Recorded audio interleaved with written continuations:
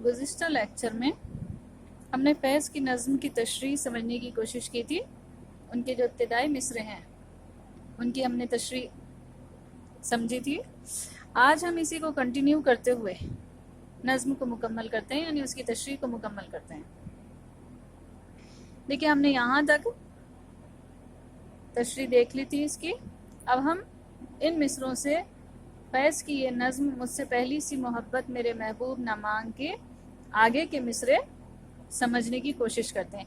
देखिए, ये जो मिसरे हैं इनके अंदर फैज़ अपनी नज़्म के अंदर अपने अहद के कर्बनाक हालात की तस्वीर कशी कर रहे हैं, वो हालात जो उन्हें रूमानियत की तरफ पलटने नहीं देते, जिन्हें देखकर मतलब उनका दिल तड़पता है। मजलूमों पर होने वाले जुल्म को देखकर उनका दिल पुकार उठता है कि और भी दुख हैं ज़माने में मोहब्बत के सिवा। ये हालात जो थे उनकी ज़माने के, उनकी तस्वीर कशी हमें इन आगे के मिसरों के अंदर देखने को मिलती है।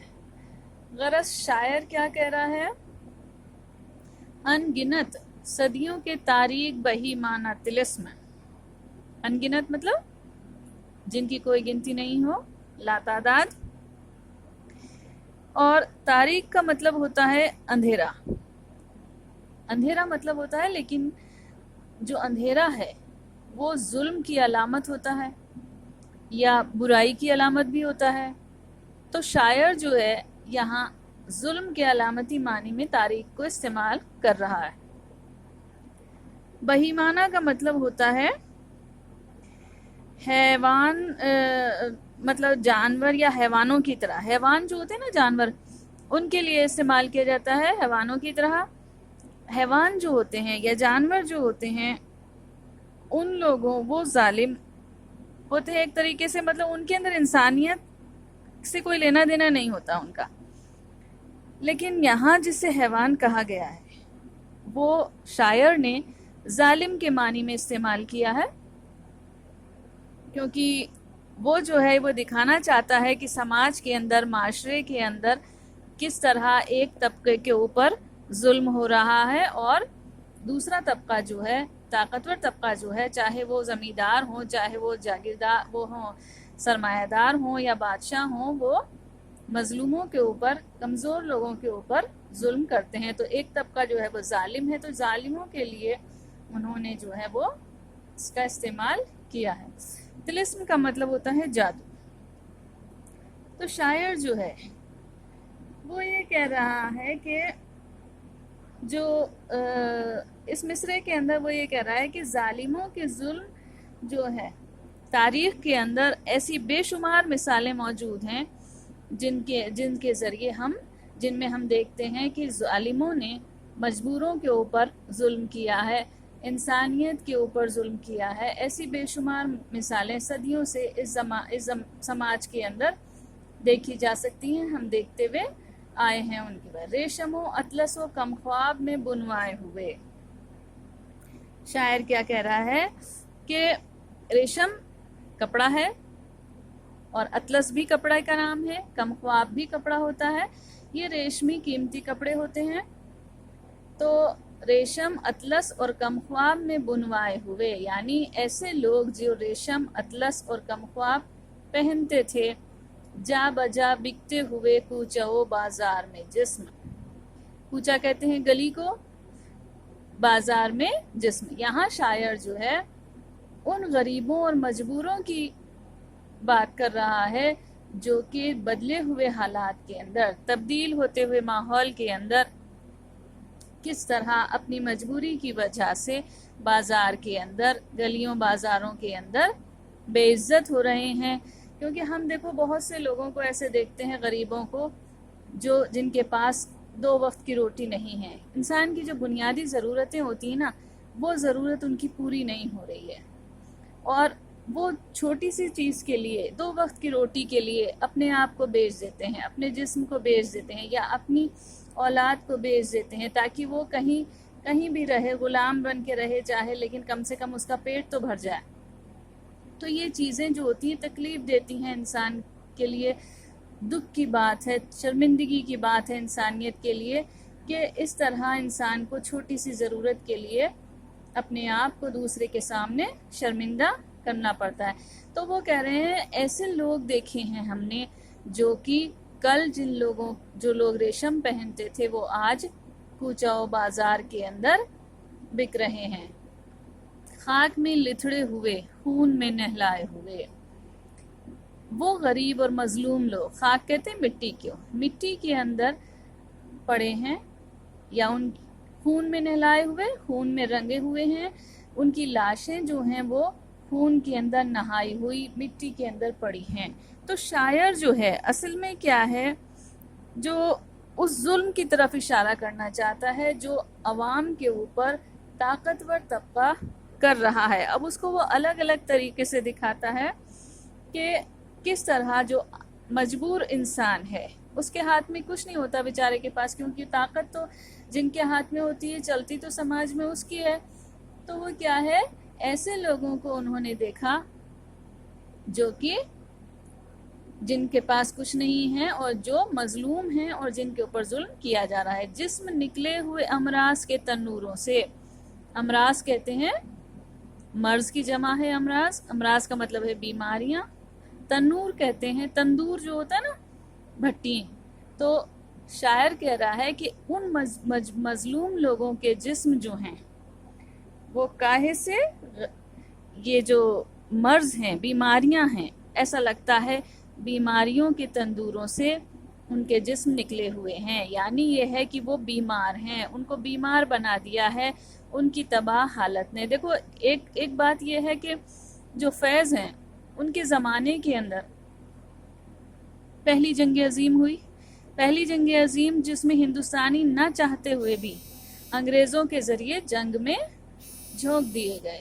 تو شاعر جو ہے وہ کیا کہہ رہا ہے کہ جو لوگ ہیں وہ جنگ نے لوگوں کو تباہ کر دیا. ان کی لاشیں جو ہیں وہ خون کے اندر پڑی ہوئی ہیں، خون میں لپٹی ہوئی، خاک میں پڑی ہوئی ہیں. تو اس طرف بھی اشارہ کر سکتا ہے شاعر جو یہ مصرع ہے. اور اس سے تباہی سے کیا ہوا کہ بہت سارے لوگ جو ہیں وہ کیا ہیں،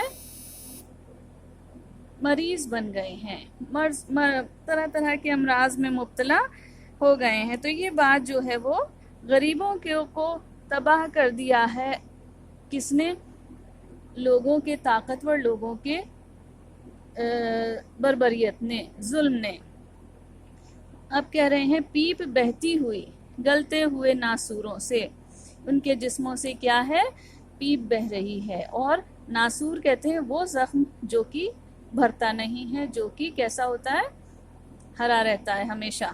تو شاعر کیا کہہ رہا ہے کہ وہ لوگ بیچارے جو ظلم اٹھایا ہے جن لوگوں نے، ان کے جسموں کے اندر ایسے زخم ہو گئے ہیں جو کہ ناسور بن گئے ہیں، یعنی وہ کبھی نہیں بھریں گے. تو یہ زخم جو ہیں وہ صرف ظاہری تھوڑی ہیں.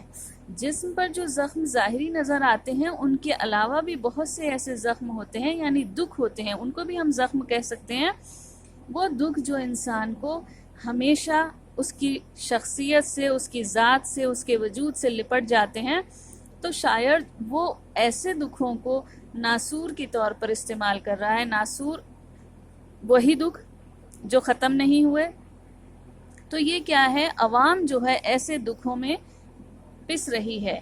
لوٹ جاتی ہے ادھر کو بھی نظر کیا کیجئے. تو ان دکھوں کی طرف اشارہ کر رہے ہیں شاعر، جو عوام ہیں، جو غریب ہیں، مظلوم ہیں، ان لوگوں کے دکھوں کی طرف اشارہ کرتے ہوئے کیا کر رہے ہیں، لوٹ جاتی ہے ادھر کو بھی نظر کیا کہیے. یعنی میری نظر ان کی طرف لوٹ جاتی ہے.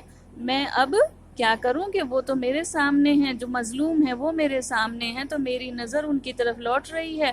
اے محبوب میں اب تجھے نہیں دیکھ سکتا، کیونکہ میرے سامنے مظلومیت کا جو وہ ہے، دکھ ہے لوگوں کا، میں اس کی طرف متوجہ ہوں. تو مجھے اب محبوب کا نہیں خیال آتا. اب بھی دلکش ہے تیرا حسن مگر کیا کیجے. شاعر کیا کہہ رہا ہے کہ بے شک اب بھی محبوب تیرا حسن دلکش ہے، خوبصورت ہے، اب بھی تو خوبصورت ہے، لیکن تیری خوبصورتی کے بجائے میری نظر اب کس پر ہے، غریبوں پر ہے، مجبوروں پر ہے، ان لوگوں پر ہے جو کہ ظالموں کے ظلم کا شکار بن رہے ہیں. اور بھی دکھ ہیں زمانے میں محبت کے سوا. شاعر کیا کہہ رہا ہے کہ بے شک اب مجھے سمجھ میں آیا کہ بہت سے دکھ ایسے ہیں زمانے کے اندر جو محبت کے علاوہ بھی ہوتے ہیں. یعنی یہ ہے کہ وہ کتنے دکھ ہیں جو ہمیں تڑپاتے ہیں. جیسے سماج کے اندر کسی انسان پہ ظلم ہو رہا ہو تو ہمارا دل کیا ہوتا ہے, جو شاعر جو ہے حساس زیادہ ہوتا ہے, سینسیٹیو زیادہ ہوتا ہے, تو وہ حالانکہ عام آدمی جو ہے انسان سبھی کو یہ احساس ہوتا ہے کسی کے ساتھ برا کیا جائے تو پھر اسے وہ برا لگتا ہے کہ دکھ ہوتا ہے اسے. تو شاعر کہہ رہا ہے کہ مجھے اب سمجھ میں آیا کہ محبت کے علاوہ بھی زمانے کے اندر اور بہت سے دکھ ہیں اور بہت سے غم ہیں جو کہ مجھے پریشان کر رہے ہیں, مجھے میرے ذہن کو میرے دل کو متاثر کر رہے ہیں. تو اب میں کیسے تیرے دلکش حسن کی طرف دیکھوں. راحتیں اور بھی ہیں وصل کی راحت کے سوا. شاعر کیا کہہ رہا ہے کہ مجھے اب سمجھ میں آیا کہ خوشیاں جو ہیں محبوب کے ملن سے, وصل کا مطلب ہے ملنا محبوب سے, تو محبوب کے ملنے کی خوشی سے کے علاوہ بھی دنیا کے اندر اور راحتیں اور خوشیاں ہیں. اور وہ خوشیاں کیا ہوتی ہیں کہ کسی غریب کی مدد کر دینا, کسی مجبور کے اوپر جب ظلم ہو تو اس کے خلاف آواز اٹھانا. تو یہ چیزیں جو ہیں یہ بھی انسان کو خوشی دیتی ہیں. تو وہ کہہ رہے ہیں کہ میں اب ان باتوں کو سمجھ گیا ہوں, یعنی مجھے یہ اندازہ ہو گیا ہے کہ انسان جو ہے وہ صرف محبت کے علاوہ بھی دنیا کے اندر بہت ساری خوشیاں تلاش سکتا ہے, بہت ساری خوشیاں اس کے سامنے. دیکھو وہ ترقی پسند جو ہوتے ہیں نا, وہ کیا ہے, ترقی پسندوں کا یہ تھا کہ سماج کے اندر جو ظالم طبقہ ہے, ایک تو ظالم طبقہ ہے اور دوسرا مظلوم ہے, تو جو مظلوم ہے اس کے اوپر ہونے والی ظلم کے خلاف آواز اٹھانا ادب کے اندر, شاعری کے اندر, یہ ان کا مقصد تھا. اور دوسری بات یہ کہ جو مظلوم ہے اس کے ساتھ ہمدردی کی جائے اور جو ظالم ہے اس کے خلاف, اس کے ظلم کے خلاف آواز اٹھائی جائے. تو یہی بات ہم فیض کی نظم کے اندر بھی دکھائی دیتی ہے. تو وہ کہہ رہے ہیں کہ راحتیں اور بھی ہیں وصل کی راحت کے سوا, کہ اب مجھے یہ سمجھ میں آ گیا کہ دنیا میں محبت کے علاوہ بھی بہت سے دکھ ہیں اور بہت ساری خوشیاں جو ہیں محبوب کے ملنے کے علاوہ بھی دنیا میں ہیں. اس لیے اے میرے محبوب تو اب مجھ سے پہلی سی محبت نہ مانگ, کیونکہ اب حالات جو ہیں وہ بدل چکے ہیں اور میں ان بدلے ہوئے حالات کے اندر اپنے جو سماج کے اندر جو مظلوم طبقہ ہے, میری نظر اب ان کے اوپر ہے, میری توجہ اب ان کے اوپر ہے, اس لیے میں اب تجھے پہلی سی محبت نہیں دے سکوں گا. میرا خیال ہے کہ آپ کو یہ نظم سمجھ میں آ گئی ہوگی. یہی جو آخری مصرع ہے یہی اس کا عنوان تھا, پہلا مصرع بھی یہی تھا اور نظم کا آخری مصرع بھی یہ ہے جہاں یہ نظم ختم ہوتی ہے, اور